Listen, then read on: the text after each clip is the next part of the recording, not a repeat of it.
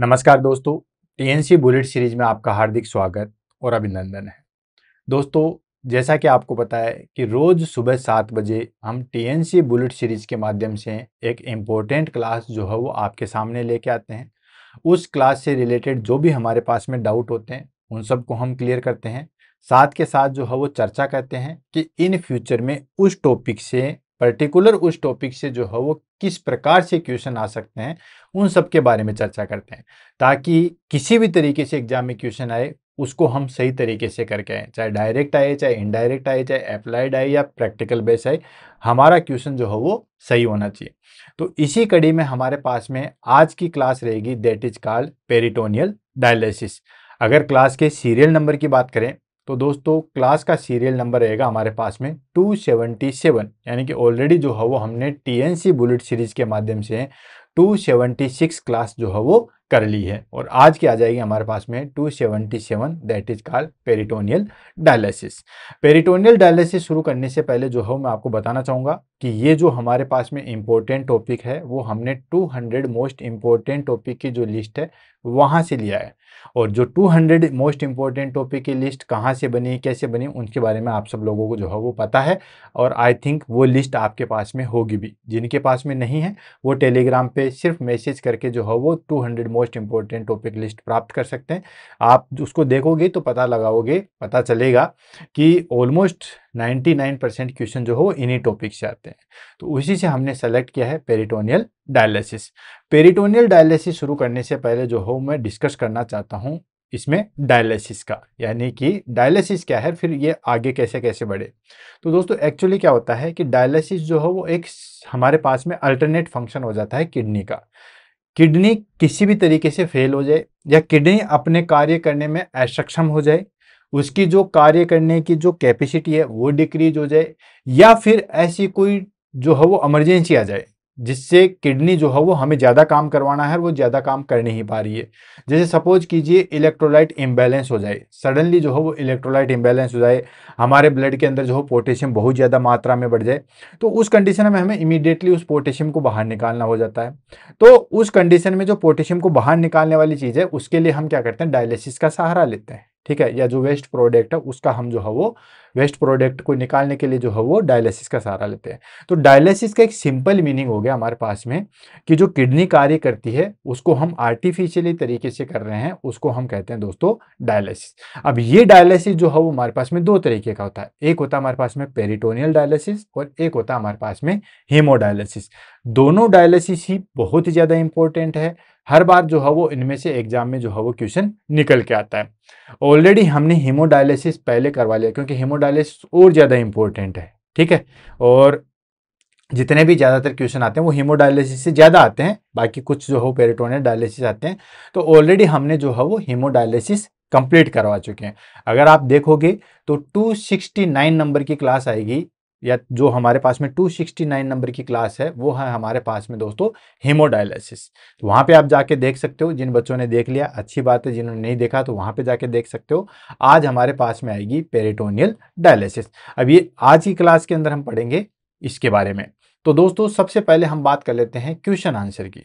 सबसे प्यारा जो है वो बच्चों को यही लगता है कि हमें सबसे पहले यही पता चल जाता है कि हमें क्या पढ़ना है आज की क्लास के अंदर, राइट।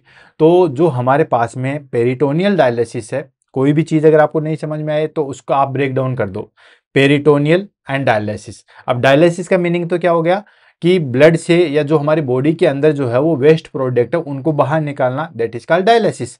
अब पेरिटोनियल डायलिसिस मतलब पेरिटोनियल कैविटी के माध्यम से या पेरिटोनियल कैविटी का सहारा लेके जो हमारे पास में वेस्ट प्रोडक्ट है उनको हम बाहर निकाल रहे हैं, वो आ जाएगा हमारे पास में पेरिटोनियल डायलिसिस। तो आई थिंक क्लियर हो गया होगा। हीमोडायलिसिस में तो क्या होता है, हम डायरेक्टली जो है वो ब्लड लेते हैं आर्टरी से और फिर उस ब्लड को हम फिल्टर करके वापस अंदर डाल देते हैं, ठीक है। डायलिसिस मशीन होती है, उसके द्वारा वो डायलाइजर होता है, उसके द्वारा वो फिल्टर होता है। लेकिन पेरिटोनियल डायलिसिस में क्या है कि पेरिटोनियल डायलिसिस में हम जो डायलाइजर है हमारे पास में, ठीक है, उसका काम कौन करता है, पेरिटोनियल कैविटी करती है।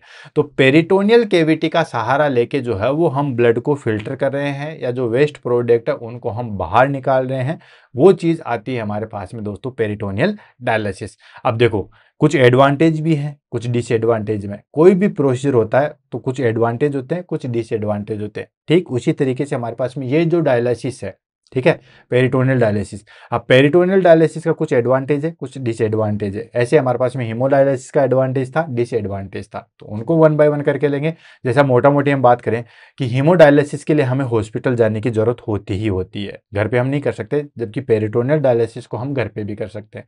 दूसरी चीज, पेरिटोनियल डायलिसिस जो है वो इजीली हम कर सकते हैं, हीमोडायलिसिस के लिए हमें जो है बहुत सारी चीज़ों की रिक्वायरमेंट जो है वो होती है।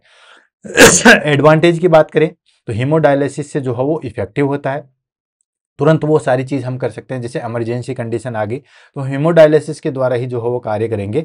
पेरिटोनियल डायलिसिस में हमारे पास में जो है बहुत टाइम लग जाता है। तो ये कुछ एडवांटेज डिसएडवांटेज सारी चीज़ें पढ़ेंगे। आपने अगर वहाँ क्लास ले ली है फिर ये क्लास ले लोगे तो दोनों में आप कंपैरिजन जो है वो कर सकते हो। तो हम शुरुआत करते हैं दोस्तों सबसे पहले इसके डेफिनेशन से। डेफिनेशन से हम शुरुआत करेंगे, देन उसके बाद जो है वो आगे बढ़ेंगे।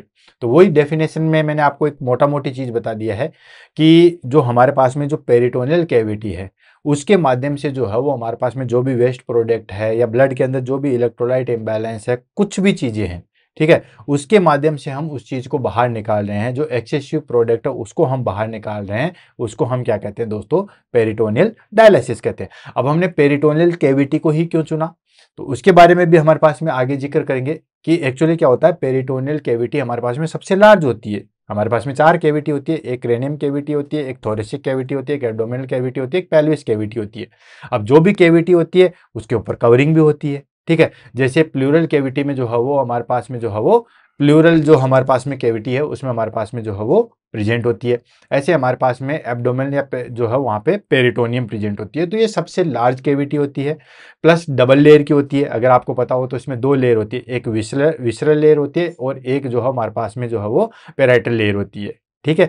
तो उसके अंदर हमारे पास में फ्लूइड भरा होता है। तो जो विसरल लेयर और पेराइटल लेयर है वो हमारे पास में जो है वो सेमी परमेबल मेम्ब्रेन का काम कर लेती है और फिर उसके माध्यम से हम वेस्ट प्रोडक्ट जो है वो निकाल देंगे। अभी आगे आएगा पूरा डिटेल से जो है वो हमारे पास में आगे आएगा। सबसे पहले हम इसके डेफिनेशन को ले लेते हैं। तो peritoneal dialysis is a renal replacement therapy in which the peritoneal membrane of the patient abdomen act as a semi-permeable membrane for exchange of waste product, electrolyte and excess fluid between blood and dialysis solution, जिसको हम बोलते हैं डायस्टेल, that is introduced into the peritoneal cavity। तो देखो बहुत अच्छी और बहुत सिस्टमेटिक तरीके से जो है वो डेफिनेशन दी गई है कि पेरिटोनियल डायलिसिस जो है वो एक रीनल रिप्लेसमेंट थेरेपी है। रीनल रिप्लेसमेंट थेरेपी का मतलब हो गया कि जो कार्य रीनल करती है वैसा ही कार्य जो है वो हमारे पास में पेरिटोनियल कैविटी करेगी। समझ में आया कि पेरिटोनियल डायलिसिस जो है वो हमारे पास में एक रीनल रिप्लेसमेंट थेरेपी है जिसके अंदर in which the peritoneal membrane of the patient abdomen, यानी कि पेशेंट एब्डोमेन में जो पेरिटोनियल मेम्ब्रेन है वो कार्य करती है as a semipermeable membrane का, जो कि मैंने आपको बताया ही है कि जो हमारे पास में पेरिटोनियम है वो एक सेमी परमेबल मेम्ब्रेन की तरह जो है वो कार्य करती है। और ये सेमी परमेबल मेम्ब्रेन क्या करती है, एक्सचेंज करती है। किस चीज का एक्सचेंज करेगी, वेस्ट प्रोडक्ट का, ठीक है, जो भी वेस्ट प्रोडक्ट है जैसे urea, uric acid, creatinine, electrolyte जैसे सोडियम, पोटेशियम, कैल्शियम, वो सारी चीजें, and access fluid between blood and dialysis solution. यानी कि हम क्या करेंगे कि जो पेरिटोनियल कैविटी है उसके अंदर हम डायलिसिस सॉल्यूशन डालेंगे, ठीक है, जिसको हम बोलते हैं दोस्तों डायस्टेट, ठीक है। तो उसके अंदर हम सॉल्यूशन डालेंगे। अब सेमी परमेबल मेम्ब्रेन है वो क्या करेगी, एक्सचेंज होगी। तो जो वेस्ट प्रोडक्ट है वो हमारे पास में जो है वो डायस्टेल सॉल्यूशन में आ जाएंगे और उस डायस्टेल सॉल्यूशन को हम फिर बॉडी से बाहर निकाल देंगे, ठीक है। That introduce into the peritoneal cavity. जो भी वेस्ट प्रोडक्ट है जो भी हमारे पास में है वो डायस्टेल के अंदर मिक्स हो जाएंगे और वो डायस्टेल सॉल्यूशन हम किसके अंदर डालते हैं दोस्तों, पेरिटोनियल कैविटी के अंदर डालेंगे। यानी कि सीधा सा फंडा मैं आपको बताऊं कि जो हमारे पास में डायस्टेल सॉल्यूशन है वो आता है हमारे पास में आर्टिफिशियली बना हुआ आता है, इसको हम पेरिटोनियल कैविटी के अंदर डालेंगे। अब पेरिटोनियल कैविटी के अंदर डालेंगे तो पेरिटोनियल कैविटी जो है हमारे पास में, ये हमारे पास में पेरिटोनियल कैविटी है, तो इसके अंदर हमारे पास में जो भी चीजें हैं, ठीक है, इसके अंदर हमारे पास में डायस्टेल भरा हुआ है। अब ये डायस्टेल और इधर जो है हमारे पास में ब्लड है, ठीक है। तो जो वेस्ट प्रोडक्ट है वो डायस्टेल का जो है वो इसमें डाल दिया जाएगा और फिर इसको जो है वो हम बॉडी से बाहर निकाल देंगे। राइट। तो ये हो गया हमारे पास में डायलिसिस का काम, पेरिटोनियल डायलिसिस का। अब हम बात कर लेते हैं दोस्तों प्रिंसिपल की, ठीक है। यानी कि ये जो हमारे पास में पेरिटोनियल डायलिसिस है वो किस बिहाफ पे या कैसे वर्क करता है। तो प्रिंसिपल हमारे पास में दोनों का सेम रहेगा, ठीक है। हीमोडायलिसिस का भी और पेरिटोनियल डायलिसिस का, दोनों का प्रिंसिपल जो है वो हमारे पास में सेम रहेगा। ये जो हमारे पास में काम करते हैं, work on principle of diffusion, osmosis and ultrafiltration, ये तीन प्रोसेस के ऊपर जो है वो कार्य करता है। चाहे कुछ भी हो, चाहे हीमोडायलिसिस हो, चाहे पेरिटोनियल डायलिसिस हो, या फिर जो है वो हमारे पास में दोनों डायलिसिस है, ये दोनों जो है वो तीन प्रिंसिपल पे कार्य करते हैं। किस किस के? सबसे पहले डिफ्यूजन पे, सेकंड आता है हमारे पास में ऑस्मोसिस पे, और थर्ड आता है हमारे पास में अल्ट्राफिल्ट्रेशन पे। ऑलरेडी इनके बारे में मैंने बहुत डिटेल से अलग से जो फ्लूइड एंड इलेक्ट्रोलाइट इम्बैलेंस था उसमें भी मैंने बता रखा था, और जो हमने 269 नंबर की क्लास थी, ठीक है, हीमोडायलिसिस, उसमें भी मैंने एक्सप्लेन कर रखा था। और आज मैं शॉर्ट फॉर्म में करूंगा, एक्सप्लेन तो करूंगा लेकिन शॉर्ट फॉर्म में करूंगा। तो सबसे पहले हम बात कर लेते हैं दोस्तों डिफ्यूजन क्या होता है। तो डिफ्यूजन होता है हमारे पास में कि कोई भी चीज हायर कंसंट्रेशन से जो है वो लो कंसंट्रेशन की तरफ जाती है, इसको हम कहते हैं डिफ्यूजन, ठीक है। डिफ्यूजन बेसिकली जो है हम गैसेज में देखने को मिलता है, बाकी और भी बहुत सारी चीजें। और डिफ्यूजन के लिए जो है वो हमारे पास में जरूरी नहीं है कि सेमी परमेबल मेम्ब्रेन हो ही, ठीक है, हो भी सकती है, ऐसा नहीं है कि हो ही। जैसे ऑस्मोसिस में तो सेमी परमेबल मेम्ब्रेन होना ही होना चाहिए, डिफ्यूजन में जरूरी नहीं है सेमी परमेबल मेम्ब्रेन जो है वो हमारे पास में हो भी सकती है, नहीं भी हो सकती है, लेकिन ये बेसिकली गैसेज में होता है। जैसे मैं आपको बेस्ट एग्जांपल देता हूं, मैंने परफ्यूम लगाया, ठीक है, परफ्यूम मेरे पास में मैंने लगाया और बहुत हाई कंसंट्रेशन में मैंने परफ्यूम लगाया, ठीक है। परफ्यूम लगा के मैं क्लासरूम के अंदर जाता हूं, थोड़ी देर बाद क्या होगा कि उस परफ्यूम की जो स्मेल है, ठीक है, वो पूरे क्लास में जो है वो फैल जाएगी। तो ज्यादा कंसंट्रेशन कहाँ है? मेरे पास में। तो वो हमारे पास में हायर कंसंट्रेशन से जो है वो लोअर कंसंट्रेशन की तरफ जो है वो मूव कर गई, दैट इज कॉल्ड, ये होता है डिफ्यूजन। अब यहां पे कोई सेमी परमेबल मेम्ब्रेन नहीं है, ठीक है, सिंपली जो है वो बोल रहा है, तो ये गैसेज में होता है। बाकी जो लिक्विड होता है उसमें हमारे पास में सेमी परमेबल मेम्ब्रेन होती है, उसमें क्या होता है, हायर कंसंट्रेशन से लोअर कंसंट्रेशन की तरफ जो है वो चीज मूव करती है, लेकिन ध्यान रखना उसमें हमारे पास में जो है वो सोल्यूट मूव करता है, ठीक है। तीन चीजें बताता हूं, एक होता है जैसे ये हमारे पास में कोई गिलास है, ये हमारे पास में चीनी के कुछ टुकड़े हुए हैं, ठीक है, ये हमारे पास में शुगर के कुछ टुकड़े हैं। देन उसके बाद में ये जो हमारे पास में वाटर है, ठीक है, ये तो हो गया हमारे पास में सोलवेंट, वाटर जो हो गया ये है क्या है दोस्तों, सोलवेंट। और ये जो हमारे पास में शुगर है, ये क्या है दोस्तों, सोल्यूट। जो शुगर है वो क्या है, सोल्यूट।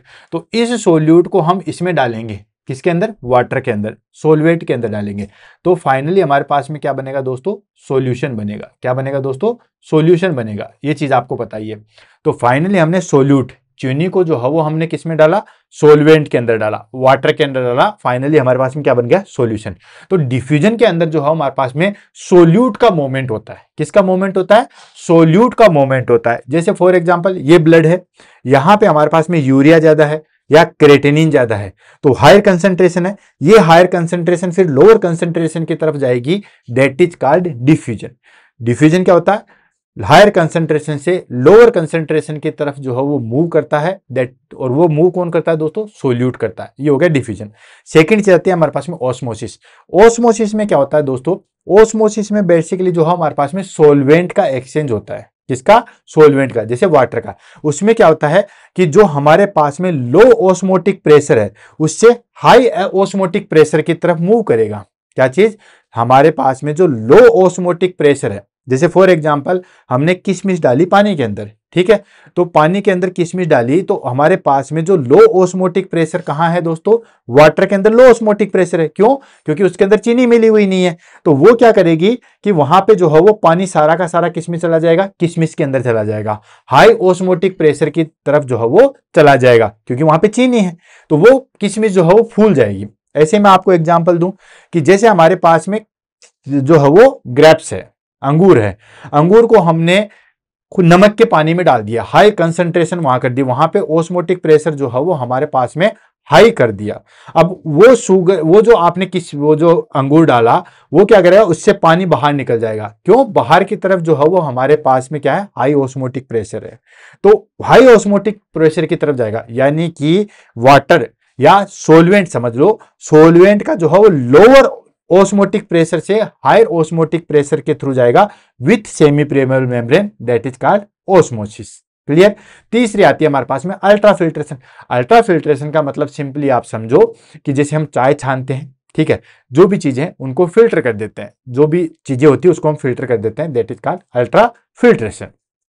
ब्लड के अंदर ऐसी चीज है जिसको हमें फिल्टर करना है, जैसे कोई क्लोट हो गया, मान लो जैसे हेमोडायलिसिस के अंदर क्लोट होता है उसको हम फिल्टर कर देते हैं, कोई भी ऐसी चीज होगी उसको हम फिल्टर कर देते हैं। तो इस तरीके से वो आ गया हमारे पास में अल्ट्रा फिल्ट्रेशन। फिल्ट्रेशन समझ में आता है, फिल्ट्रेशन आपको पता है छानना। अल्ट्रा का मतलब क्या होता है, उससे हाई चीज वाली, कहते हैं ना अल्ट्रा मैक्स मोबाइल है, या ये जो है वो इसका कैमरा अल्ट्रा है, अल्ट्रा का मतलब हो गया हाई लेवल पे। ठीक, तो ये तीन प्रोसेस पे हमारे पास में जो है वो काम करता है। आई थिंक अब सारी चीज जो है वो क्लियर हो जाएगी। तो देखो वन बाय वन करके लेते हैं। पहला था हमारे पास में डिफ्यूजन। तो डिफ्यूजन में मैंने क्या बताया था, सोल्यूट का जो है वो एक्सचेंज होता है कहां से, हायर कंसंट्रेशन से लोअर कंसंट्रेशन में। और ये जो है वो हमारे पास में सेमी परमेबल मेम्ब्रेन हो भी सकती है, नहीं भी हो सकती, कोई दिक्कत नहीं। तो देखो moment of solute, peritoneal dialysis में जो है वो सेमी परमेबल मेम्ब्रेन होती है। तो मोमेंट ऑफ सोल्यूट, अब सोल्यूट जैसे ब्लड में क्या काम करता है, जैसे हमने पानी के अंदर मैंने आपको चीनी का एग्जांपल दिया, ऐसे ब्लड के अंदर यूरिया, क्रिएटिनिन, इलेक्ट्रोलाइट ये सोल्यूट का काम करते हैं। और जो अंदर प्लाज्मा या वाटर है वो हमारे पास में सोलवेंट का काम करते हैं। तो देखो moment of solute just like that urea, creatinine, electrolytes from blood, blood में क्या है दोस्तों, हायर कंसंट्रेशन है, तो वो किसकी तरफ जाएंगे, लोअर कंसंट्रेशन की तरफ। और लोअर कंसंट्रेशन किस में है दोस्तों, लोअर कंसंट्रेशन है हमारे पास में डाइस्टेल में। ठीक है, डाइस्टेल में हमारे पास में जो है वो यूरिया है ही नहीं, क्रिएटिन है ही नहीं, ब्लड के अंदर क्रिएटिन है, तो ये हमारे पास में जो है वो डाइस्टेल है, ये हमारे पास में ब्लड है, ये सेमी परमेबल मेम्ब्रेन आ गई। तो यहाँ पे यूरिया क्रिएटिन है वो अब क्या करते हैं, हाई कंसंट्रेशन से जो है वो लो कंसंट्रेशन की तरफ जाएंगे। ये जो हमारे पास में जो है वो डाइस्टेल है वहां की तरफ मूव करेंगे। तो हो गया फिल्टर। सेकेंड आता हमारे पास में ऑस्मोसिस। ऑस्मोसिस मैंने क्या बताया था दोस्तों, solvent just like that water, water from blood low osmotic pressure to high osmotic pressure. और हाई ऑस्मोटिक प्रेशर कहाँ है दोस्तों, डाइस्टेल में। और वो हाई ऑस्मोटिक प्रेशर कहाँ, किसकी वजह से बना, ड्यू टू ग्लूकोज। जैसे मैंने आपको किसमिस का एग्जांपल दिया था, किसमिस में ग्लूकोज है, ठीक है, वैसे तो उसके अंदर जो है वो फ्रुक्टोज आता है, लेकिन है तो मीठा ही, तो मीठा है उसके अंदर, तो उसकी वजह से वहां पे ऑस्मोटिक प्रेशर ज्यादा है, बाहर पानी के अंदर ऑस्मोटिक प्रेशर कम है, तो वो सारा का सारा पानी जो है वो किशमिश में चला जाएगा, किशमिश जो है वो फूल जाएगी। नेक्स्ट आता हमारे पास में अल्ट्रा फिल्ट्रेशन। अल्ट्रा फिल्ट्रेशन की बात करें तो दोस्तों removal of exchange water due to osmotic gradient created by glucose in dialysate. वही फिल्टर वाली चीज है कि फिल्टर जो है वो किया जाता है। तो तीन प्रिंसिपल पे जो है वो हमारे पास में हेमोडायलिसिस या पेरिटोनियल डायलिसिस जो है वो वर्क करता है। अब बात कर लेते हैं हमारे पास में type of peritoneal dialysis. Type of peritoneal dialysis से शुरू करने से पहले मैं जो है वो आपको कुछ बताना चाहूंगा इसके प्रोसीजर के बारे में कि इसके अंदर होता क्या है। हालांकि वो सारी चीज इसी के अंदर आएगी, स्टेप बाय स्टेप आएगी, हर जो टाइप है उसके अंदर आएगी, लेकिन मैं मोटा मोटी आपको बताता हूं कि दोस्तों एक सॉल्यूशन आता है जो मार्केट में अवेलेबल होता है जिसको हम कहते हैं डाइस्टेल, वो सॉल्यूशन आता है। अब उसके अंदर तो क्या होता है कि एक तरफ सॉल्यूशन चलता है, डायलाइजर होता है, उसके द्वारा जो हो फिल्टर होता है हेमोडायलिसिस में। इसमें हम क्या करते हैं, डाइस्टेल आता है, डाइस्टेल की पीएच देन उसके बाद में जो कंसंट्रेशन है वो लगभग जो है वो इक्वल जो है वो ब्लड के समथिंग होती है। अब उसको हम क्या करते हैं दोस्तों, पेरिटोनियल कैविटी के अंदर जो हो पहले डाला जाता है। ठीक, पेरिटोनियल कैविटी के अंदर स्टेप आएगी, पूरी स्टेप आएगी, डोंट वरी, आगे सारी प्रोसेस आएगी। पेरिटोनियल कैविटी के अंदर जो हम डालते हैं, अब पेरिटोनियल कैविटी के अंदर हम जो है वो डाल के रखते हैं, पेरिटोनियल कैविटी के अंदर वो डाइस्टेल जो है वो भरा हुआ है, राइट। ठीक, अब क्या हुआ, वो तीनों प्रोसेस चलेगी, कौन कौन सी, osmosis, diffusion and ultrafiltration की चलेगी। ब्लड उसके चारों तरफ है ही, ब्लड सप्लाई है, तो जो वेस्ट प्रोडक्ट है वो सारे के सारे किस में आ जाएंगे, पेरिटोनियल कैविटी में आ जाएंगे। पेरिटोनियल कैविटी में क्या है दोस्तों, डाइस्टेल है। ठीक है, यूं समझ लो जैसे NH टाइप का सॉल्यूशन है, वो सारे के सारे वहां पे आ गए। अब उसके बाद क्या होगा कि उस फ्लूइड को हम जो हो बाहर निकाल देंगे, तो अल्टरनेट हमारे पास में निकला कि नहीं निकला, जो वेस्ट प्रोडक्ट है, फिर दूसरा डाल देंगे, फिर उसके बाद में उसको थोड़ी देर रखेंगे, और जो रखा जाता है उसको बोलते हैं डिवेल टाइम।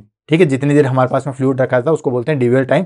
सारी चीज आएगी वन बाय वन करके आएगी, फिर उसको बाहर निकाल देते हैं। तो ये प्रोसेस चलती रहती है। तो सबसे पहले हम टाइप की बात कर लेते हैं, देन उसके बाद जो है वो आगे बढ़ते हैं। पेरिटोनियल डायलिसिस के जो है वो कौन कौन से टाइप होते हैं। हीमोडायलिसिस के कोई टाइप नहीं होते, पेरिटोनियल डायलिसिस के टाइप होते हैं। ध्यान रखना, कई बार इसकी फुल फॉर्म भी जो है पूछ लेती है, या इसके अंदर क्या होता है उसको हम पूछ लेते हैं। तो सबसे पहले आ जाता है हमारे पास में डायलिसिस का टाइप, दैट इज का CAPD।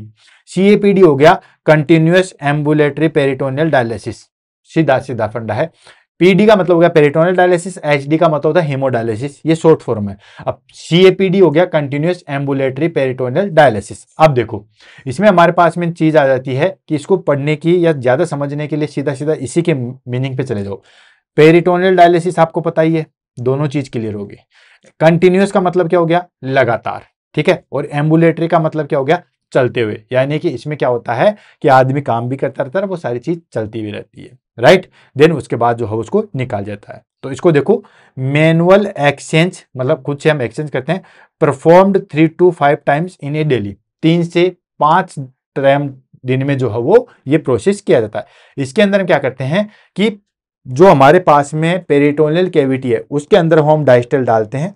देन उसके बाद जो भी हम काम करना चाहते हैं वो सारी चीज करते रहते हैं। 2-4 घंटे जो है वो हमारे पास में इस कैविटी के अंदर रहता है, फिर हम उसको निकाल देते हैं, फिर डालते हैं। देन उसके बाद फिर अपनी डेली एक्टिविटी करते रहते हैं, फिर उसको निकाल देते हैं। तो ये हो गया हमारे पास में कंटिन्यूअस एम्बुलेटरी पेरिटोनियल डायलिसिस। इसमें क्या कहते हैं, जो हमारे पास में डायस्टेल है उसमें dwell in peritoneal cavity for 4 to 6 hour, then drainage and replaced. वही चीज मैंने आपको बताई कि जैसे मान लो सुबह 6 बजे जो है वो पेरिटोनियल कैविटी में जो है वो हमारे पास में डायस्टेल डालने के बाद हमने उसको क्लैंप करके वो चीजें अपना काम कर रहे हैं, जो भी हम काम कर रहे हैं, खाना पीना नहाना जो भी है हम कर रहे हैं। देन उसके बाद 4 से 6 घंटे के बाद जैसे हमारे पास में 8 बजे लगाया, तो हम बात करते हैं जैसे 1-2 बजे उसको निकाल देंगे, फिर हम नया दूसरा डायस्टेल डालेंगे, फिर अपना काम करेंगे, फिर शाम को निकाल देंगे, फिर शाम को डालेंगे, फिर रात को निकाल देंगे। ये होता है हमारे पास में CAPD, that is called continuous ambulatory peritoneal dialysis. Next आता है हमारे पास में that is called automated peritoneal dialysis. नाम से पता चला, ऑटोमेटेड पेरिटोनियल डायलिसिस मतलब ऑटोमेटिक। इसमें क्या होता है कि मशीन साइक्लिक तौर से जो है वो डालती रहती है, और इसमें पेशेंट अगर सो रहा है तो भी ये चीज चलती रहती है। Clear. Usage A cycler machine at night while patient sleep. ठीक, यानी कि रात को जो है वो हम सोते समय इसको लगा के सोते हैं, फिर मशीन जो है वो डालती रहती है, निकालती रहती है, डालती रहती है, निकालती रहती है। क्लियर है। ये हो गया हमारे पास में that is called cycler machine होती है। इस मशीन के द्वारा जो है वो निकालते हैं, उसमें हमारे पास में कोई मशीन नहीं होती है। And multiple exchange performed automatically. बहुत बार जो है वो एक्सचेंज किया जाता है। एक्सचेंज इन द सेंस जैसे रात को 3 बार भी कर लिया या रात को 4 बार भी कर लिया, ठीक है। तो ये ऑटोमेटिकली चलता रहता है, रात भर करते हैं, देन उसके बाद दिन में जो है वो अपना वर्क करते रहता है। इसके लिए जरूरी होता है हमारे पास में कि मशीन होनी चाहिए, राइट। हाँ, हमारे पास में जो कंटिन्यूअस एम्बुलेटरी पेरिटोनियल डायलिसिस है उसमें हमें मशीन की रिक्वायरमेंट जो है वो नहीं होती है। नेक्स्ट आता है हमारे पास में इंटरमीडिएट पेरिटोनियल डायलिसिस। हालांकि आजकल इसका जो है वो यूज में नहीं लेते। इसमें क्या होता था कि शुरू में इसको काम में लेते थे कि हॉस्पिटल में जाके जो है वो पेरिटोनियल डायलिसिस करवाए, फिर वापस आ गए, फिर जो है वो दूसरे दिन जाके फिर वापस आ गए। तो ये बड़ा हेक्टिक होता था और ये चीज़ पॉसिबल भी नहीं थी। तो ये आजकल जो है वो बंद ही हो गई है। इसको जो सबसे ज़्यादा चलती है वो चलती है हमारे पास में दोस्तों कंटिन्यूअस एम्बुलेटरी पेरिटोनियल डायलिसिस। तो इसमें क्या होता है, इंटरमीडिएट पेरिटोनियल डायलिसिस में क्या होता है, done in hospital setting several hours A time, not common in now. ठीक है, आजकल काम में नहीं लेते क्योंकि इसमें हॉस्पिटल जाना पड़ता था, और आजकल जाने आने वाला काम तो आपको पता है किसी को पसंद भी नहीं है। इसमें क्या करते थे कि एक पर्टिकुलर टाइम पे जाते थे हॉस्पिटल, डायलिसिस करवाया, वापस आ गए, दूसरे दिन फिर जाते थे, फिर डायलिसिस करवाया, फिर वापस आ गए। आजकल ये चीज नहीं आती है। तो 3 टाइप बेसिकली मैंने आपको करवा दिए हैं, that is called CAPD, then उसके बाद इंटरमीडिएट, एंड देन उसके बाद जो है वो हमारे पास में ऑटोमेटेड। तीनों डायलिसिस होंगे। अब बात आती है हमारे पास में इंडिकेशन। ठीक है, पेरिटोनियल डायलिसिस जो है वो हम क्यों करवाते हैं। तो दोस्तों एक मोटा मोटी मैं आपको चीज बताता हूं कि जब हमारे पास में किडनी सही तरीके से काम नहीं करती है, इमरजेंसी कंडीशन को छोड़ दो, इमरजेंसी कंडीशन में जैसे कोई पॉइजनिंग वाली कंडीशन आ गई है या बहुत ज़्यादा इलेक्ट्रोलाइट इम्बैलेंस आ गया, तो ये तो इमरजेंसी कंडीशन आ गई। इमरजेंसी कंडीशन को छोड़ के अगर हम बात करते हैं तो दोस्तों बेसिकली क्या होता है कि जब किडनी काम करना बंद कर देती है तो रूल ये कहता है कि क्लाइंट को जो हो पेरिटोनियल डायलिसिस पे पहले लिया जाए। पेरिटोनियल डायलिसिस करवाए 2-4 साल, 5 साल, 10 साल, जितने साल भी पेरिटोनियल डायलिसिस पॉसिबल हो सके, देन उसके बाद हीमोडायलिसिस पे जाए। लेकिन आजकल पैसे कमाने के चक्कर से और टाइम की वजह से कोई भी चीज़ जो हो वो हेडेक लेना नहीं चाहता, इसलिए क्या करते हैं, डायरेक्टली जब अगर किडनी फेल हो जाती है तो सीधा सीधा जो हो वो किस पे चला जाता है, हीमोडायलिसिस पे। जबकि पहले हीमोडायलिसिस पे नहीं जाना चाहिए, हीमोडायलिसिस के बाद तो कोई रास्ता बचता ही नहीं है। और हीमोडायलिसिस जैसा आप सोच रहे हो इतना आसान भी नहीं है, बहुत मुसीबत आती है। पेरिटोनियल डायलिसिस में एटलीस्ट वो घर पे रहता है, अपना काम कर सकता है। हीमोडायलिसिस के बाद तो हर तीसरे दिन जाना है, मोटा खर्चा है, हॉस्पिटल में 4 का 5 घंटे जो है वो वेस्ट हो जाते हैं, वो सारी चीज़ें। तो जब किडनी सही तरीके से काम न करे और हमारे पास में इलेक्ट्रोलाइट इंबैलेंस हो जाए तो सबसे पहले क्लाइंट को पेरिटोनियल डायलिसिस पे लेना चाहिए, 2 4 6 महीने जितने भी रहने हैं, उसके बाद जो है वो फिर हीमोडायलिसिस पे जानी चाहिए। लेकिन ऐसा नहीं है, जो कि होना ऐसा चाहिए। हम बात कर लेते हैं इंडिकेशन की। तो इंडिकेशन में आ गया पहली चीज क्रोनिक किडनी डिजीज। इंडिकेशन वही है हमारे पास में जो हीमोडायलिसिस के हैं वही है। हाँ, ये जरूर है कि इमरजेंसी कंडीशन में हम सिर्फ और सिर्फ हीमोडायलिसिस पे जाते हैं, क्योंकि उतना टाइम नहीं होता है कि हम पेरिटोनियल से वो सारी चीज कर सके। तो chronic kidney disease and stage renal disease, जब हमारे पास में किडनी सही तरीके से काम नहीं करती है, अब किडनी का काम जो है वो करना है, वेस्ट प्रोडक्ट को बाहर निकालना है, सारी चीज़ों को जो है बैलेंस बना के रखना है, इलेक्ट्रोलाइट बैलेंस बना के रखना है। अब वो कौन करेगा? तो जब किडनी डैमेज हो जाती है तो फिर हमारे पास में जो है वो पेरिटोनियल कैविटी का जो है वो सहारा लेते हैं, ताकि ये वेस्ट प्रोडक्ट को जो है वो बाहर निकाले।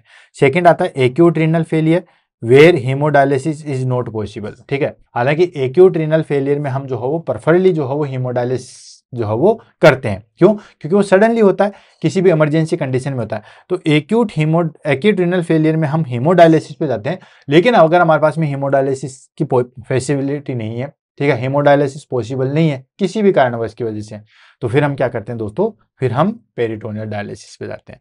नेक्स्ट आ जाता है patient unstable to undergo haemodialysis. ऐसी कोई कंडीशन आ जाए जिसमें हमारे पास में पेशेंट हीमोडायलिसिस पे जो है वो नहीं करवा रहा, जैसे पुअर वेस्कुलर एसेस है, कहीं से जो है वो उसको ब्लड सैंपल, या हम कहीं कैथेटर नहीं लगा सकते ताकि ब्लड जो है वो लिया जा सके, फिल्टर किया जा सके, या कार्डियोवेस्कुलर इनस्टेबिलिटी हो जाए। जैसे मतलब कुल मिला के आपको इतना ही ध्यान रखना है कि जहां पे हमारे पास में हीमोडायलिसिस की चीज जो है वो पॉसिबल नहीं है, तो फिर हम पेरिटोनियल डायलिसिस पे जाएंगे।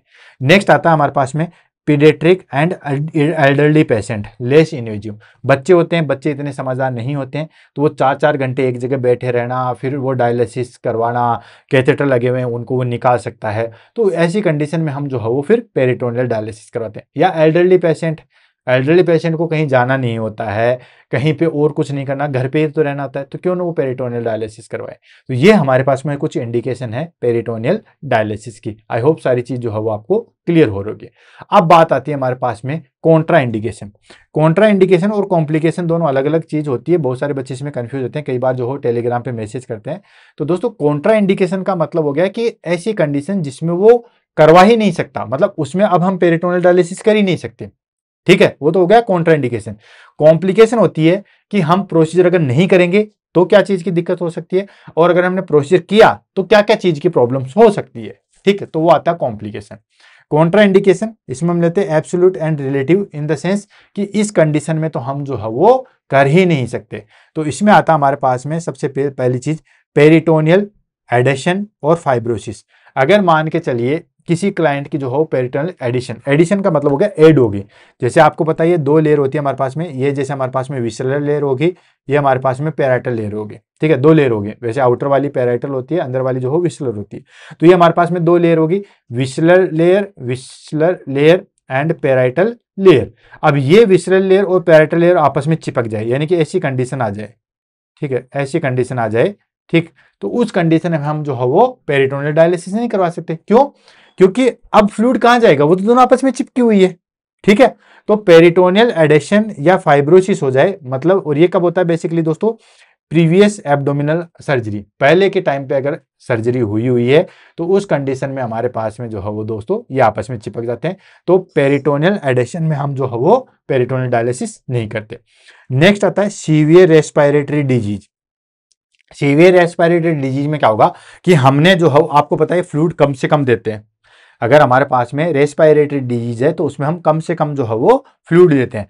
अब मान के चलिए आपको हमने फ्लूइड एब्डोमिनल कैविटी में डाला, वो प्रेशर क्रिएट करेगा, एब्डोमिनल प्रेशर बढ़ाएगा, वो हमारे पास में डायफ्राम पे अटैक करेगा, डायफ्राम को मतलब प्रेशर करेगा, प्रेशर करेगा तो ऑलरेडी उसको सांस लेने में दिक्कत है और आपने फ्लूइड डाल के और उसको दिक्कत क्रिएट कर दी।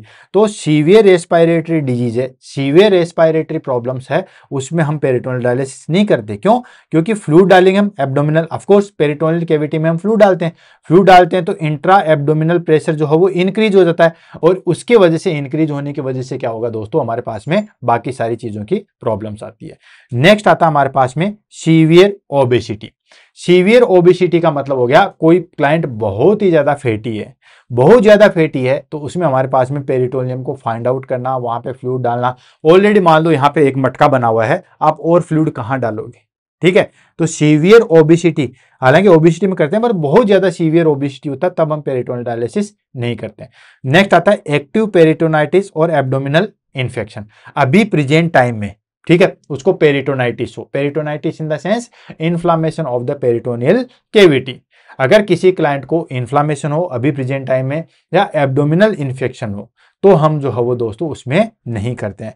नेक्स्ट आता है हर्निया। अगर किसी को जो है वो हमारे पास में अम्बिलिकल हर्निया हो या फिमोरल हर्निया हो, कोई सा भी हर्निया हो, तो उस कंडीशन में हम जो है वो दोस्तों नहीं करते हैं। तो ये हमारे पास में दोस्तों कुछ आगे कॉन्ट्रा इंडिकेशन जिसमें हम पेरिटोनियल डायलिसिस नहीं करते। नेक्स्ट आ जाता है हमारे पास में प्रोसीजर। प्रोसीजर तो हमारे पास में सबसे मेन चीज है कि पेरिटोनियल डायलिसिस जो है वो हम करते कैसे हैं, तो इस प्रोसीजर को ले लेते हैं, देन उसके बाद जो है वो आगे बढ़ते हैं। तो आ गया हमारे पास में सबसे पहली चीज प्रिपरेशन। देखो कोई भी हम प्रोसीजर करते हैं तो उससे सबसे पहले हम जो है वो प्रिपरेशन करते हैं। अब प्रिपरेशन में आपको एक तो मोटा मोटी चीज आपको पता ही होगी, explain the procedure and obtain the consent. कोई भी प्रोसीजर होता है उसमें हम कंसेंट लेते हैं, देन उसके बाद प्रोसीजर को जो है वो एक्सप्लेन करते हैं। हाँ, जो नॉर्मल प्रोसीजर है उसमें भले ही हम जो है वो कंसेंट नहीं लेंगे, लेकिन जो मेजर प्रोसीजर है उसमें तो कंसेंट लेना जो है वो बहुत जरूरी होता है और पेरिटोनियल डायलिसिस जो है वो एक मेजर प्रोसेस के अंदर आता है। तो इसको हम लेते हैं। तो सबसे पहले हमने क्या किया दोस्तों, explain procedure and obtained consent. Consent को जो है ऑब्टेन करते हैं और प्रोसीजर को जो है वो एक्सप्लेन करते हैं। अब प्रोसीजर को एक्सप्लेन करना जरूरी है। क्यों जरूरी है? क्योंकि ये पेशेंट का राइट है, हम क्या कर रहे हैं, कैसे कर रहे हैं, ये सारी चीजें पेशेंट को बताना जरूरी है ताकि उसकी एंजाइटी वगैरह जो है वो रिड्यूस हो सके और वो अपने को अच्छे तरीके से कोऑपरेट कर सके। देन कंसेंट ले लेंगे। देन उसके बाद आता है check doctors order. Doctors order को जो है वो चेक करेंगे। क्यों करेंगे? कि भाई डॉक्टर्स ऑर्डर को चेक करेंगे कि कितना ड्यूअल टाइम रखना है, कितने टाइम पे करना है, कौन सा पेरिटोनियल डायलिसिस करना है। तो ये सारी चीजों के लिए हम डॉक्टर्स को जो है वो ऑर्डर को फॉलो करेंगे। देन उसके बाद baseline vitals, weight and abdominal girth, ये सारी चीजें चेक करेंगे। वाइटल चेक करेंगे, कोई भी प्रोसीजर कर रहे हो तो आपको पता है वाइटल्स तो करेंगे। देन उसके बाद वेट चेक करेंगे, कहीं सीवियर ओबेसिटी वो सारी चीजें नहीं है। And abdominal girth, abdominal girth आपको पता ही है दोस्तों कि अम्बिलिकस से हम एब्डोमिनल की जो है वो साइज मापते हैं। जैसे हम चेस्ट सर्कमफ्रांसेस करते हैं वैसे एब्डोमिनल सर्कमफ्रांसेस मान लो, उसको हम कहते हैं एब्डोमिनल गर्थ। नेक्स्ट आता है हमारे पास में असेंबल आर्टिकल्स। कौन कौन सी चीजें हमें चाहिए होती है वो आर्टिकल्स को जो है वो हम असेंबल करते हैं। कौन कौन से आर्टिकल चाहिए वो सारी चीजें। तो पहली चीज तो चाहिए हमें पेशेंट, पेशेंट तो चाहिएगा क्योंकि हम करेंगे किस पे। उसके बाद आता हमारे पास में डाइस्टेल सॉल्यूशन, जिसका मैं आपको बार बार जिक्र कर रहा था कि डाइस्टेल सॉल्यूशन जो है वो डालते हैं, मार्केट में अवेलेबल होता है। और डाइस्टेल सॉल्यूशन जो है वार्म टू बॉडी टेम्परेचर, लगभग जो है वो बॉडी के टेम्परेचर का होना चाहिए।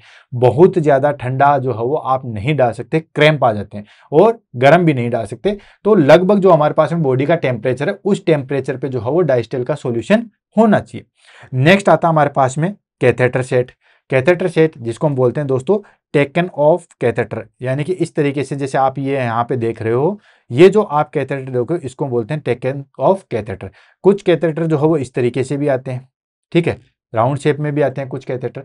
तो ये कैथेटर होते हैं जिसको बोलते हैं टेकिंग ऑफ कैथेटर। याद रखना, ये जो है वो हमारे पास में कैथेटर जो है वो काम में आता है। कैथेटर किस तरीके से आता है, ये हमारे पास में इसका जो है वो राउंड टिप सी आती है इसकी, और छोटे छोटे जो है वो पोर इसके ऊपर लगे हुए थे। इस तरीके से छोटे छोटे पोर जो है वो इसके ऊपर जो है वो लगे होते हैं, राइट। सेकेंड आया था हमारे पास में, नेक्स्ट आता है sterilise dressing set, mask and gloves. ठीक, ड्रेसिंग सेट होना चाहिए क्योंकि हम कैथेटर इंसर्ट करेंगे, देन उसके बाद जो है उसको बैंडेज पे चिपकाएंगे भी, ये सारी चीज़ें। मास्क होना चाहिए ताकि क्रॉस इन्फेक्शन ना हो, और प्रोसीजर जो है वो इन्वेजिव है तो ग्लव्स हम पहनेंगे। देन IV स्टैंड होना चाहिए, क्यों? क्योंकि डाइस्टेल को हम जो है वो टांगेंगे। देन उसके बाद ड्रेनेज बैग भी होना चाहिए। डाइस्टेल तो लगा दिया, फिर डाइस्टेल को तो हम क्लैंप कर देंगे, बंद कर देंगे। देन उसके बाद ड्रेनेज बैग जिसमें हम निकालेंगे भी सही, ठीक है। तो ये सारी चीजें जो है हमारे पास में होनी चाहिए। तो प्रिपरेशन में हमने क्या किया? प्रिपरेशन में हमने सबसे पहले तो क्लाइंट को प्रिपेयर किया, डॉक्टर्स चेक, ऑर्डर चेक किए, वाइटल साइन, एब्डोमिनल गर्थ, वो सारी चीज की। देन उसके बाद जो भी हमारे पास में आर्टिकल्स जो हमारे पास में यूज आने वाले थे वो सारे हमने सजा के रख दिए, राइट। जैसे कैथेटर सेट हो गया हमारे पास में, डाइस्टोल सॉल्यूशन हो गया, ड्रेसिंग सेट हो गया, mask, gloves, IV stand, drainage bag, ये सारी चीजें हो गई। अब बात करते हैं हम दोस्तों स्टेप की। अब हम क्या करेंगे? सबसे पहले पेशेंट को जो है वो या तो सुबाइन पोजीशन में या सेमी फाउलर पोजीशन में जो है वो बैठा देते हैं, लेटा देते हैं। पेशेंट प्लेस्ड इन सुपाइन और सेमी फाउलर्स पोजीशन, पेशेंट को जो है सुपाइन या सेमी फाउलर पोजीशन में हम जो है वो लेटा देते हैं। देन उसके बाद टेकन ऑफ कैथेटर, यानी कि वो जो हमारे पास में है उसको हम जो है वो यूज करते हैं एक्सचेंज के लिए, उसको हम जो है वो इंसर्ट करते हैं। कैथेटर को जो है वो इंसर्ट करते हैं, परमानेंट असेस लगा देते हैं, मतलब परमानेंटली जो है उसको फिक्स कर देते हैं, राइट। यहाँ पे हमारे पास में एब्डोमेन पे जो है वो परमानेंटली फिक्स हो जाता है। ये हमारे फिर एक्सचेंज में जो है वो काम आएगा।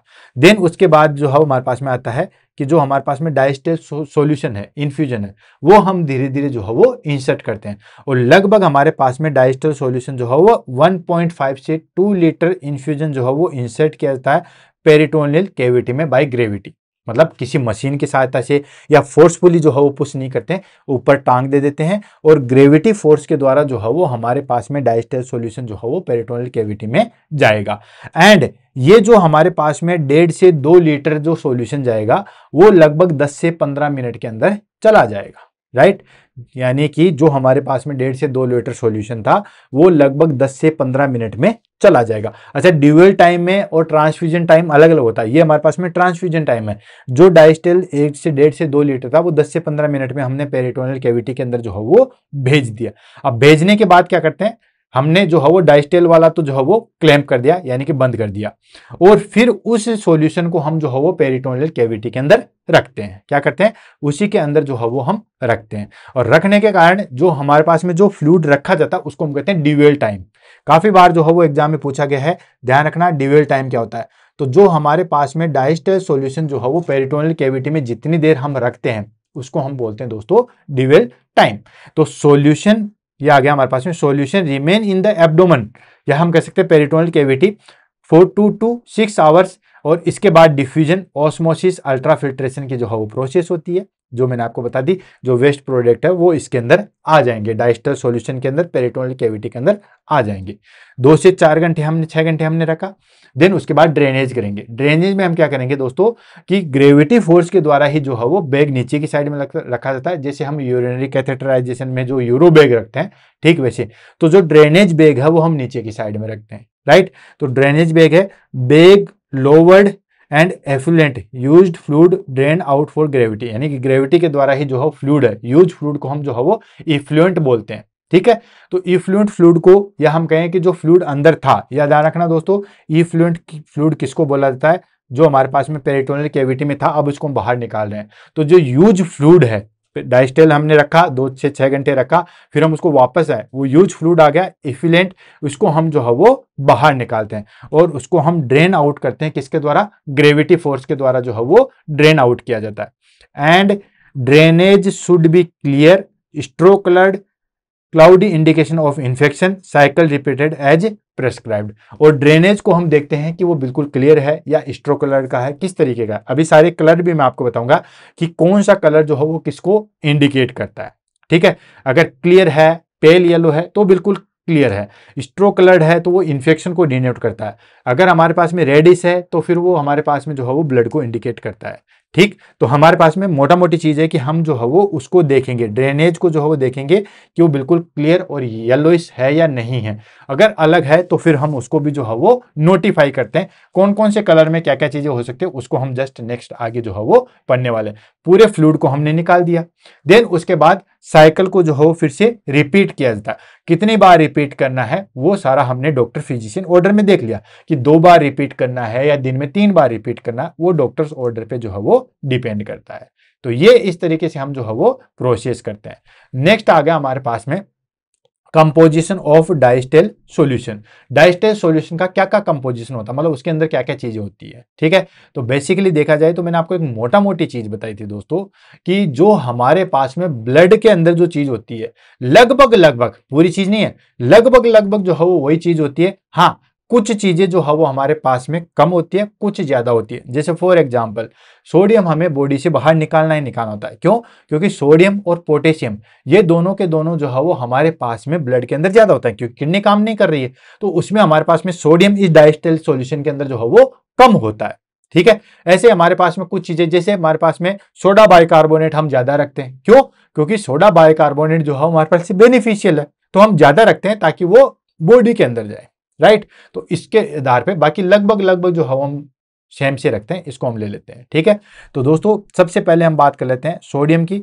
तो सोडियम जो है वो लगभग हम कितना रखते हैं, डाइस्टेल सॉल्यूशन की बात कर रहा हूं, ध्यान से दोस्तों, डाइस्टेल सॉल्यूशन के अंदर जो कंसंट्रेशन होती है उसके अंदर बात कर रहा हूं। ब्लड की मैं यहां पे ले लेता हूं। ठीक है, ब्लड की जो कंसंट्रेशन है मैं यहां पे ले लूंगा।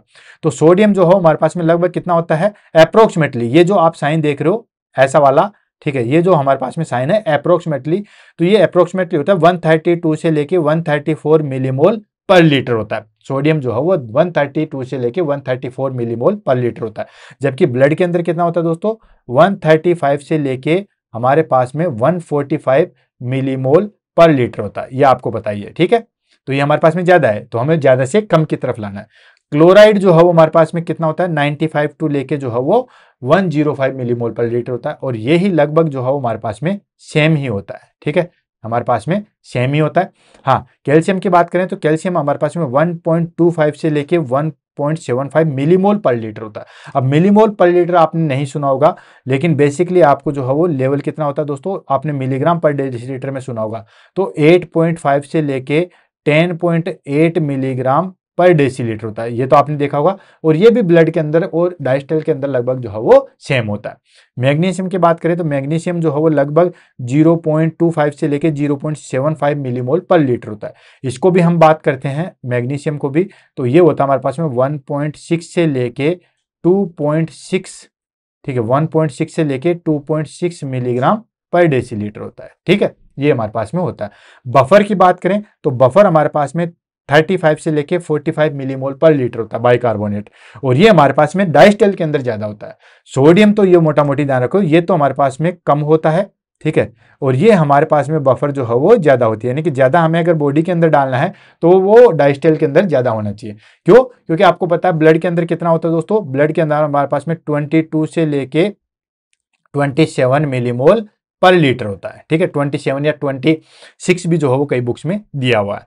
ग्लूकोज की बात करें तो ग्लूकोज जो है 1.5%, 2.5% या 4.2%, ये डिपेंड करता है हमारे पास में कि कैसी जो है वो हमें ऑस्मोटिक कंसंट्रेशन जो है वो रखनी है, ऑस्मोटिक प्रेशर कितना रखना है। जैसे हमें ब्लड के अंदर जो है, मतलब ब्लड के अंदर से पानी ज्यादा बाहर निकालना है, तो हम इधर कंसंट्रेशन ज्यादा रखेंगे, डाइस्टेल के अंदर कंसंट्रेशन जो है वो ज्यादा रखेंगे। अगर हमें लगता है कि डिहाइड्रेशन की कंडीशन आ रही है तो हम डाइस्टेल के अंदर ग्लूकोज की कंसंट्रेशन कम रखेंगे, ताकि फ्लूइड जो हो वो ज्यादा से ज्यादा ब्लड के अंदर जाए।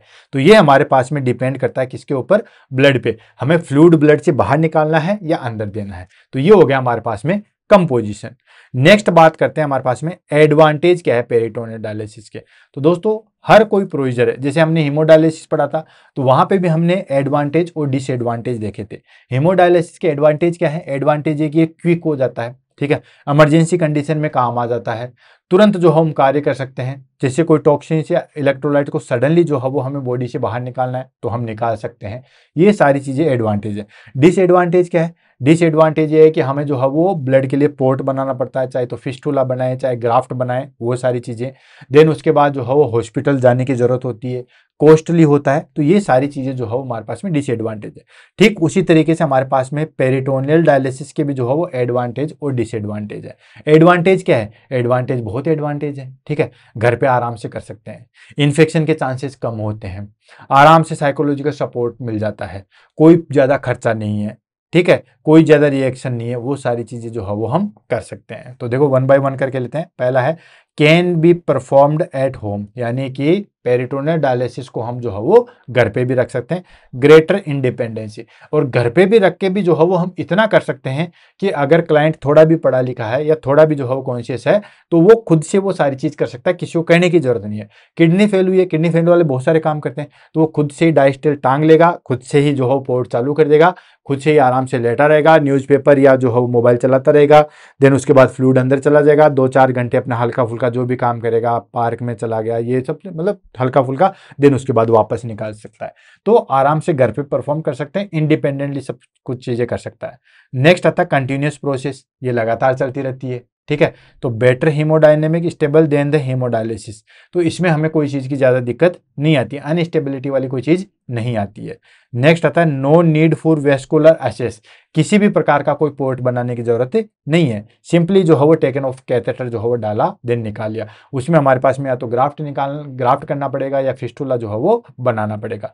नेक्स्ट आता है हमारे पास में less dietary and fluid restriction compared to haemodialysis, ठीक, यानी कि हमारे पास में फ्लूइड रिस्ट्रिक्शन और वो सारी चीज जो है वो हीमोडायलिसिस के कंपैरिजन में जो है वो कम होती है। मतलब जो हमारे पास में रिस्ट्रिक्शन है, जैसे हीमोडायलिसिस में जो है वो फ्लूइड का कंप्लीटली रिस्ट्रिक्शन कर दिया जाता है, कोई पानी नहीं पीना होता है, 3-4 दिन के अंदर जो है वो 1 लीटर पानी बड़ी मुश्किल से जो है वो पीना होता है। लेकिन इसके अंदर ये डाइटरी खाने पीने का जो है वो इतना ज्यादा नहीं होता है। लास्ट एडवांटेज हमारे पास में सूटेबल फॉर चिल्ड्रन, एल्डरली और कार्डियक पेशेंट, यानी कि जिन पेशेंट में हम जो है वो हीमोडायलिसिस नहीं करवा सकते उसके लिए हमारे पास में ये जरूरी है, क्योंकि बच्चे 4 घंटे एक जगह टिक के नहीं रह सकते, फिर वो कैथेटर को रिमूव कर सकते हैं, ठीक। तो वो सारी चीजें हैं। ऐसे एल्डरली पेशेंट है तो इनमें हम आसानी से पेरिटोनियल डायलिसिस को जो है वो परफॉर्म कर सकते हैं। अब कोई भी चीज का एडवांटेज है तो डिसएडवांटेज भी है। डिसएडवांटेज क्या है दोस्तों? डिसएडवांटेज ये हमारे पास में सबसे पहला डिसएडवांटेज आता है रिस्क ऑफ पेरिटोनाइटिस। पेरिटोनाइटिस का रिस्क है, जिस तरीके से हमारे पास में हीमोडायलिसिस में सबसे मेन रिस्क क्या होता है, मैं कहूं कम से कम 100 बार ये क्वेश्चन आ चुका होगा, हीमोडायलिसिस का डिसएडवांटेज या कॉम्प्लिकेशन और पेरिटोनियल डायलिसिस का कॉम्प्लिकेशन। तो पेरिटोनियल डायलिसिस का कॉम्प्लिकेशन है पेरिटोनाइटिस और हीमोडायलिसिस का कॉम्प्लिकेशन है हमारे पास में हाइपोटेंशन। अच्छे तरीके से रट लो, जितना अच्छे तरीके से रट सकते हो। तो इसके अंदर हमारे पास में सबसे पहले डिसएडवांटेज है दोस्तों, दैट इज कॉल्ड पेरिटोनाइटिस, यानी कि मेजर कॉम्प्लिकेशन है, ये सबसे मेजर कॉम्प्लिकेशन है, सबसे ज्यादा बार एग्जाम में जो है वो पूछा गया है। तो पेरिटोनाइटिस के चांसेस हैं, हीमोडायलिसिस में कोई पेरिटोनाइटिस के चांसेस ज्यादा नहीं होते हैं। क्यों? क्योंकि वहां पे पहली चीज तो एसेप्टिक टेक्निक यूज लेते हैं, वहां पे पेरिटोनियल का कोई काम ही नहीं है, तो पेरिटोनाइटिस कैसे हो सकता है। सेकेंड डिसएडवांटेज हमारे पास में रिक्वायर्ड परमानेंट एब्डोमिनल कैथेटर, तो परमानेंट एब्डोमिनल कैथेटर जो है वो रिक्वायर्ड होता है, वहां पे भी था, एवी ग्राफ्ट का परमानेंट ही होता है, यहाँ पे भी जो है वो है। नेक्स्ट आता है patient complaint and hygienic essential, patient जो है पेशेंट के कंप्लाइन और हाइजीन जो है वो एसेंशियल होती है, हालांकि हीमोडायलिसिस के कंपैरिजन में फिर भी यहाँ पे कम होती है। Next not suitable for patient with abdominal pathology, जिसकी एब्डोमिनल की कोई सर्जरी हुई है या कोई भी एब्डोमिनल जो है वो हमारे पास में चीजें हुई है, तो उसमें हमारे पास में ये सूटेबल नहीं है, उसमें हमारे पास में हम पेरिटोनियल डायलिसिस नहीं करवा सकते, तो ये डिसएडवांटेज है। Next slower waste removal compare to haemodialysis, यहाँ पे जो है वो हमारे पास में टाइमिंग बहुत ज्यादा है, यहाँ पे कहते हैं ड्यूअल टाइम हर का जो है वो 2 से 4 घंटे होता है, 4 घंटे हर ड्यूअल टाइम में लग गया तो कम से कम 3 बार भी हमने कर लिया तो लगभग पूरा दिन जो है वो इसी में चला जाता है। जबकि हीमोडायलिसिस में क्या है, 3 दिन से या 4 दिन से 4 घंटे लगते हैं और हम हीमोडायलिसिस करवा के आ जाते हैं। फिर भी मैं कहता हूं कि पेरिटोनियल डायलिसिस मच बेटर है, क्योंकि मैंने रेनल जो है वो यूनिट में काम किया, मुझे पता है। नेक्स्ट आ जाता है हमारे पास में that is called complication. Complication की अगर हम बात करें तो कॉम्प्लिकेशन इन द सेंस क्या क्या कॉम्प्लिकेशन हो सकती है, तो अलग अलग टाइप की अलग अलग कॉम्प्लिकेशन हो सकती है, जैसे इन्फेक्शन से रिलेटेड, देन उसके बाद जो है वो डायलिसिस से रिलेटेड, ये सब चीज़ें। तो वन बाय वन करके लेते हैं, फटाफट इसको कंप्लीट करते हैं। सबसे पहले आ जाता है इन्फेक्शन से रिलेटेड। तो इन्फेक्शन से रिलेटेड क्या क्या कॉम्प्लिकेशन हो सकती है, तो पेरिटोनाइटिस हो सकता है पहली चीज और मेन इंपॉर्टेंट, यानी कि क्लाउडी एफिलेंट। एफिलेंट क्या था, जो हमने निकाला था, जो डाइस्टेल यूज होने के बाद यूज फ्लूइड था, उसको बोलते हैं एफिलेंट। तो एफिलेंट जो है वो क्लाउडी आएगा, एब्डोमिनल पेन आपको देखने को मिलेगा, और आइटिस है, इन्फ्लामेशन है तो फीवर देखने को मिलेगा। तो जब आप वापस से ड्यूअल टाइम के बाद में जो हो एफिलेंट जो यूज फ्लूइड है उसको जब बाहर निकालोगे तो वो क्लाउडी दिखेगा, एब्डोमिनल पेन होगा, मतलब पेरिटोनाइटिस है। ठीक है। And catheter exit site and tunnel infection, जहां पे कैथेटर इंसर्ट है वहां पे इन्फेक्शन हो सकता है। तो ये दो जगह जो है वो इन्फेक्शन के चांसेस होते हैं हमारे पास में इसके अंदर, पेरिटोनियल डायलिसिस के अंदर। नेक्स्ट आता है मैकेनिकल से रिलेटेड कौन कौन से कॉम्प्लिकेशन हो सकते हैं। मैकेनिकल इन द सेंस जो फ्लूइड हम डाल रहे हैं उससे रिलेटेड, तो उससे रिलेटेड कॉम्प्लिकेशन हो सकते हैं। पहला आ जाता है कैथेटर ऑब्स्ट्रक्शन। कैथेटर जो आपने लगाया है वो ऑब्स्ट्रक्ट हो सकता है। ठीक है, ऑब्स्ट्रक्शन हो जाएगा तो फ्लूइड भी सही तरीके से नहीं जा पाएगा और फ्लूइड बाहर भी सही तरीके से ना पाएगा। देन माइग्रेशन, एक जगह से हट सकता है, लीकेज हो सकता है। तो ये जो है वो हमारे पास में कुछ चीजें। And herniation due to increase abdominal intra abdominal pressure. Already हमने जो है वो 5-6 दिन पहले हार्निया की क्लास ली थी, तब मैंने आपको बताया था कि हार्निया का मेन रीजन होता है हमारे पास में इंट्रा एब्डोमिनल प्रेशर। और ये जो हमारे पास में पेरिटोनियल डायलिसिस हम करते हैं तो उसमें हमारे पास में इंट्रा एब्डोमिनल प्रेशर हमेशा जो है वो इंक्रीज होता है। फ्लूइड हम डाल रहे हैं तो ऑब्वियसली जो है वो इंट्रा एब्डोमिनल प्रेशर इंक्रीज होता है, तो उसकी वजह से हर्निया होने के चांसेस ज्यादा है। तो ये रिलेटेड कॉम्प्लिकेशन आ गया हमारे पास में मैकेनिकल से रिलेटेड। पहला था हमारे पास में दैट इज कॉल्ड इन्फेक्शन से रिलेटेड, सेकंड आ गया हमारे पास में मैकेनिकल से रिलेटेड। थर्ड आता है मेटाबॉलिक से संबंधित क्या क्या कॉम्प्लिकेशन हो सकते हैं।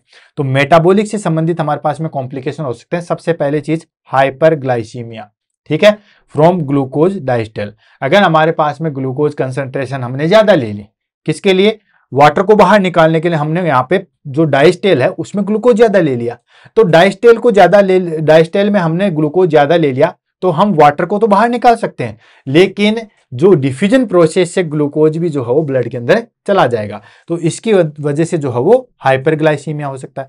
नेक्स्ट हाइपरलिपिडीमिया हो सकता है, मतलब ब्लड के अंदर जो है वो हमारे पास में लिपिड की मात्रा बढ़ जाती है।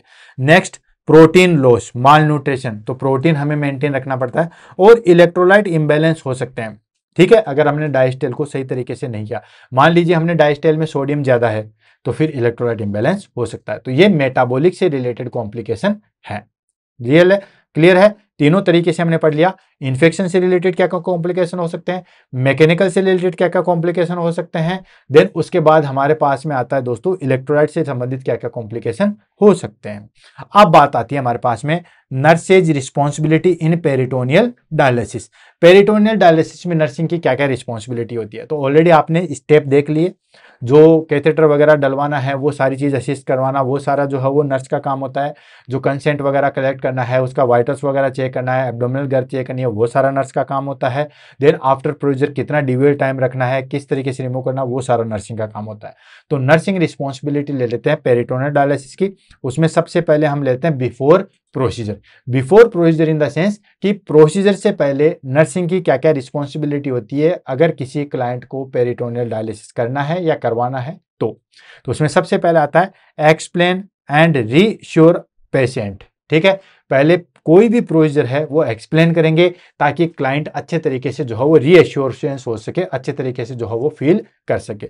नेक्स्ट आता है मेंटेन एसेप्टिक प्रिकॉशंस। आपको पता है ये इन्वेजिव प्रोसीजर है तो एसेप्टिक टेक्निक आपको यूज में लेनी है, अदरवाइज जो है वो इन्फेक्शन के चांसेस हैं। पेरिटोनाइटिस भी हो सकता है, जहां पे कैथेटर इंसर्ट किया है वहां पे भी इन्फेक्शन हो सकता है। नेक्स्ट आता है हमारे पास में check vital sign, weight and abdominal girth. ठीक है, वाइटल साइन चेक करेंगे, एब्डोमिनल गर्थ चेक करेंगे एंड जो है वो वेट चेक करेंगे। And warm dialysate 37 to 38 degree centigrade. मैंने आपको बताया था कि डाइस्टेल को जो है वो हम नॉर्मल बॉडी टेम्परेचर पे रखते हैं, गर्म रखते हैं। ठीक है, गर्म मतलब उबालना नहीं है, 37 से 38 डिग्री जो है वो हम रखते हैं। क्यों, क्योंकि ठंडा होगा तो दिक्कत करेगा, गर्म होगा तो दिक्कत करेगा। तो ये हमारे पास में बिफोर जो है वो रिस्पॉन्सिबिलिटी है, नर्सिंग की रिस्पॉन्सिबिलिटी है। अब आती है हमारे पास में ड्यूरिंग द प्रोसीजर नर्सिंग की क्या रिस्पॉन्सिबिलिटी होती है। तो ड्यूरिंग प्रोसीजर हमारे पास में नर्सिंग की रिस्पॉन्सिबिलिटी है, पहली चीज स्ट्रिक्ट एसेप्टिक टेक्निक्स, हमेशा एसेप्टिक टेक्निक जो है वो यूज में लेनी है। क्यों? क्योंकि आपको पता ही है इन्फेक्शन वगैरह हो सकता है। तो मास्क, ग्लव्स, स्टरलाइज कनेक्शन, वो सब चीजें होनी चाहिए। जो कनेक्शन है वो स्टरलाइज होना चाहिए, ग्लव्स और मास्क ये सब स्टरलाइज टेक्निक से जो है वो लेते हैं। नेक्स्ट आता है मॉनिटर इनफ्लो एंड आउटफ्लो। ठीक है, monitor inflow and outflow, monitor करते हैं इनफ्लो और आउटफ्लो, जितना हम फ्लूइड दे रहे हैं उसको भी हम मॉनिटर करते हैं, और जो आउटफ्लो आया उसको भी हम मॉनिटर करते हैं। तो इनफ्लो में तो हम बेसिकली जो है वो अमाउंट और जो फ्लो रेट है उसको ही मॉनिटर करते हैं कि किस फ्लो रेट से जो जा रहा है। ऐसा नहीं है 5 मिनट के अंदर 2 लीटर चला गया, नहीं, कम से कम 10 से 15 मिनट जो है वो लगने ही लगने चाहिए। तो वो देखते हैं। देन आउटफ्लो करेंगे तो उसमें हमारे पास में कलर किस तरीके से है, किस तरीके से क्लैरिटी है, पेल येलो है या फिर जो हमारे पास में ब्राउन है या क्लाउडी है, वो सारी चीजें देखते हैं।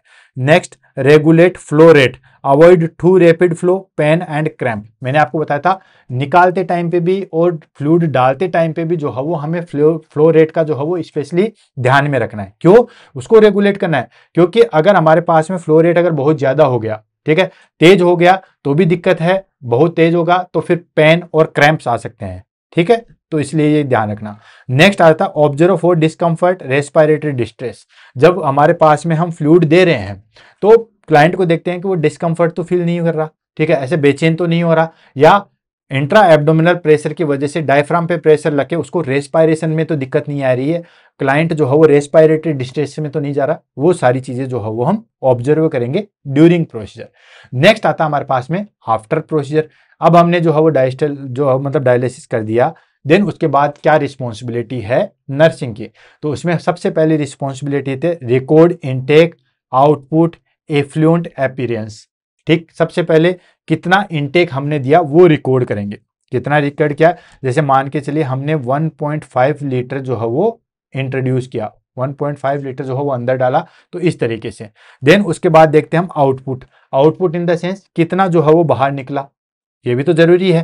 भाई आपने देखा है कि जितना हमने डाला उतना निकला या उससे ज्यादा निकला, वो सारी चीजें रिकॉर्ड करते हैं। And effluent appearance, effluent appearance का मतलब हो गया कि जो फ्लूइड बाहर निकला वो किस कलर का है, किस तरीके का है, क्लियर है, येलोइश है, देन उसके बाद रेडिश है, या फिर जो है वो क्लाउडी है, वो सारी चीज अभी नेक्स्ट स्लाइड में हम उसी को डिस्कस करेंगे।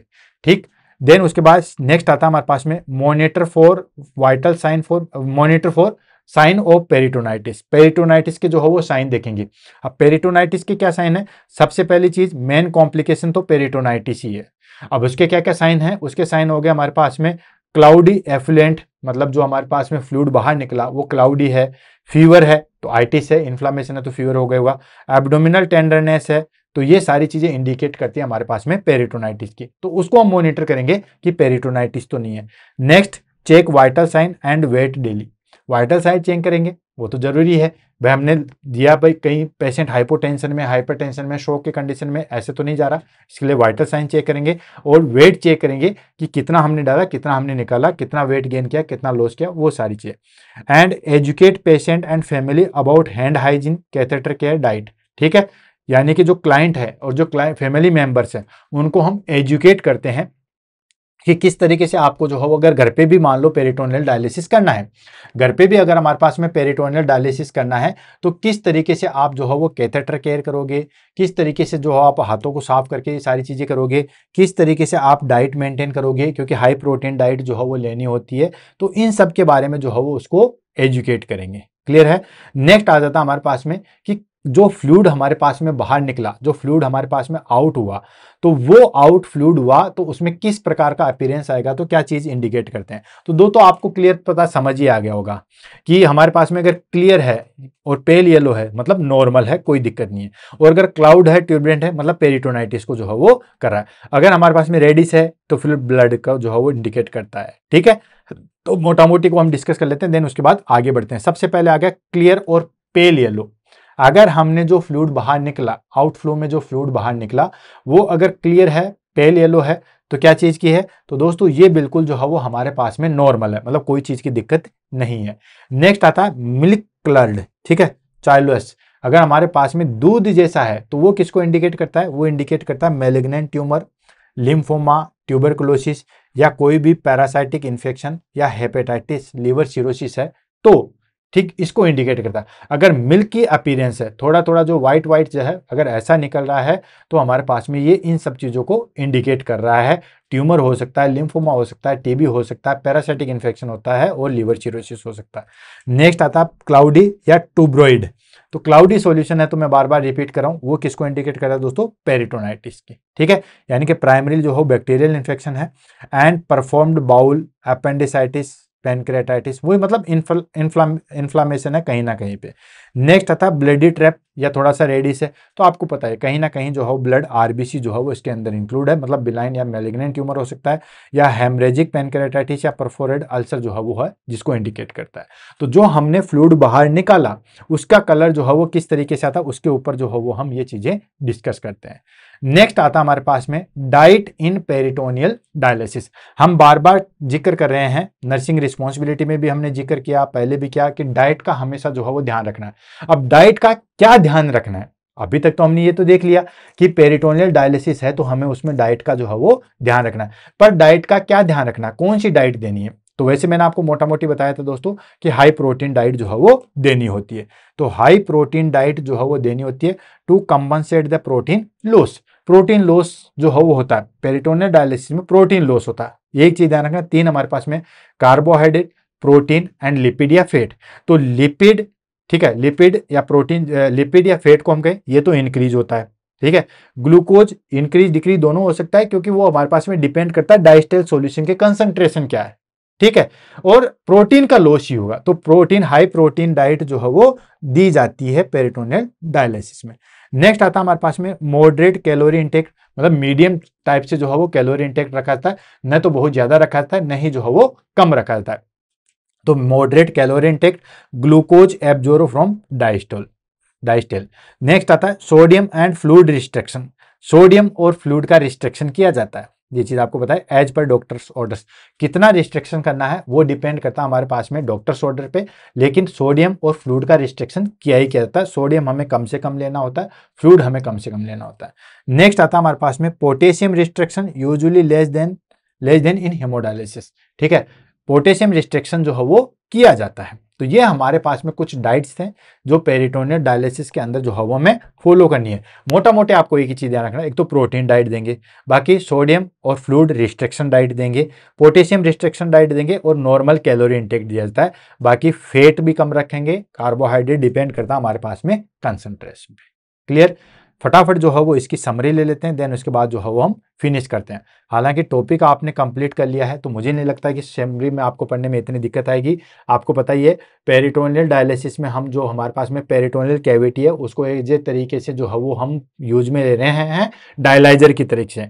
जैसे हीमोडायलिसिस के अंदर डायलाइजर था, ठीक उसी तरीके से हम जो है वो डायलाइजर के रूप में जो है वो इसको काम में ले रहे हैं। तो वो हमारे पास में डायलाइजर की तरह फिल्टर करता है, और ये तीन प्रिंसिपल डिफ्यूजन, ऑस्मोसिस, अल्ट्राफिल्ट्रेशन के ऊपर काम करता है। अलग अलग टाइप की होती है, CAPD, APD, इंटरमीडिएट, वो सारी चीजें होती है।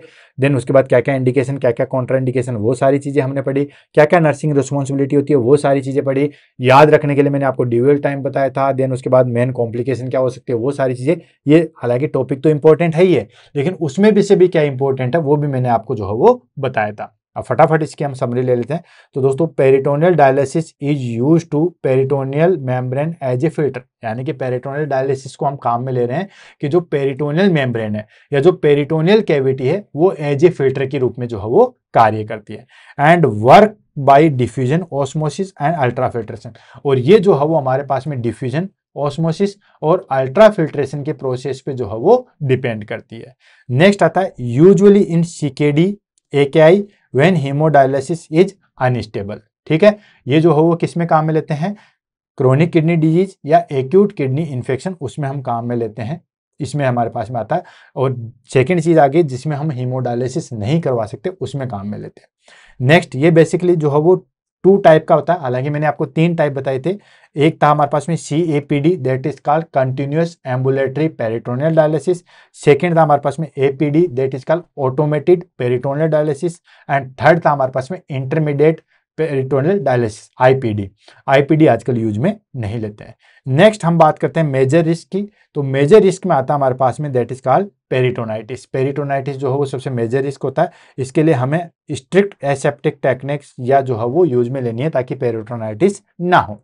And nurse play a critical role in monitoring, preventing infection, patient education and dietary management. Nurse जो है वो एक क्रिटिकल रोल जो है वो प्ले करती है किसके अंदर, मॉनिटरिंग के अंदर। जब हमारे पास में पहले प्रोसीजर के अंदर हम क्या कर सकते हैं, देन ड्यूरिंग प्रोसीजर हम क्या कर सकते हैं, देन आफ्टर प्रोसीजर क्या कर सकते हैं, किस तरीके से डाइटरी जो है वो मैनेजमेंट कर सकते हैं, उन सब चीज़ों के अंदर नर्सिंग जो है वो एक मेन रोल जो है वो प्ले करती है। क्लियर है? आपको पता ही है नर्सिंग का रोल तो जो है वो डायलिसिस में तो जो है बहुत ज़्यादा बढ़ जाता है। तो दोस्तों इसी के साथ आज की क्लास जो है वो हम यहीं पे फिनिश करते हैं। क्लास फिनिश करने से पहले मैं आपको एक चीज़ कहूँगा कि कोई भी ऐसा टॉपिक हो जिसमें आपको दिक्कत आ रही हो, समझने में दिक्कत आ रही हो, किसी भी सब्जेक्ट का हो सकता है, वो न्यूट्रिशन का हो सकता है, वो गायनिक का हो सकता है, वो हमारे पास में जो है वो मेडिकल सर्जिकल का किसी का भी हो सकता है, जिसमें आपको दिक्कत आ रही है उसको आप बताइएगा, हम इसको जो है वो जरूर यहाँ पे पढ़ाएंगे। और लास्ट में सबसे मेन चीज़, कमेंट जरूर कीजिएगा दोस्तों, क्योंकि ऑफलाइन बैच में तो क्या होता है कि स्टूडेंट हमारे सामने होते हैं, तो उनको कितना समझ में आया कितना नहीं समझ में आया वो चीज़ें हमें जो है वो पता होती है। लेकिन यहाँ पे हमारे पास में क्या होता है कि एक्चुअली पता जो है वो नहीं होती है। तो पता करने के लिए एक ही चीज़ होती है, वो होता है आपके कमेंट बॉक्स। तो कमेंट बॉक्स में जो है वो जरूर बताइएगा कि क्लास आपको कैसी लगी, पढ़ाने का तरीका आपको कैसे लगा, क्लास समझ में आई या नहीं आई, हमारा टीचिंग पाथवे कैसा लगा, उसके बारे में जरूर बताइएगा। इसी के साथ आज की क्लास से अलविदा लेते हैं। मिलते हैं कल सुबह 7 बजे नए टॉपिक के साथ। तब तक के लिए दोस्तों all the best, have a nice day, thank you so much.